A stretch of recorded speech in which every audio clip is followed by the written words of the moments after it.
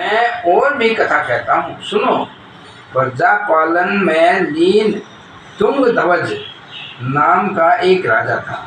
उसने भी भगवान का प्रसाद त्याग कर बहुत दुख पाया। एक समय वन में जाकर वन्य पशुओं को मारकर बड़े बड़ के पेड़ के नीचे आया। वहाँ उसने ग्वालों को भक्ति भाव से बानवों सहित श्री सत्यनारायण जी का पूजन करते देखा। राजा देखकर भी अभिमानवश वहाँ नहीं गया और न ही नमस्कार किया। जब ग्वालों ने श्री भगवान का प्रसाद उसके सामने रखा तो वह प्रसाद त्याग कर अपनी नगरी को चला गया।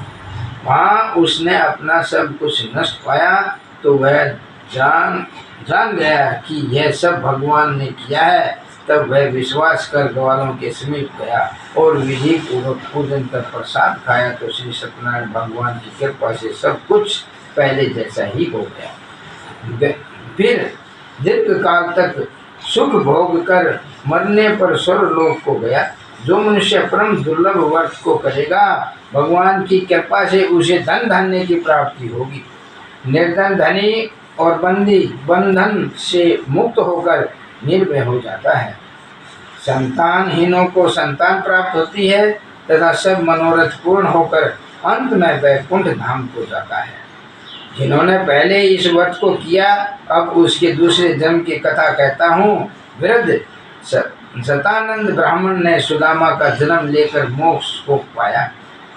लकड़हारे ने अगले जन्म में निषाद बनकर मोक्ष प्राप्त किया। अच्छा, उनका मुख नामक का राजा दशरथ होकर वैकुंठ को प्राप्त हुआ। साधु नाम के वैश्य ने मोर ध्वज बनकर अपने पुत्र को आरे से चीरकर मोक्ष को प्राप्त किया। महाराज तुंगध्वज ने स्वयंभू होकर भगवान में भक्ति युक्त हो कर्म कर मोक्ष प्राप्त किया। इति श्री सत्यनारायण व्रत कथा का 5वां अध्याय संपूर्ण। श्रीमन नारायण नारायण नारायण भजमन नारायण नारायण नारायण श्री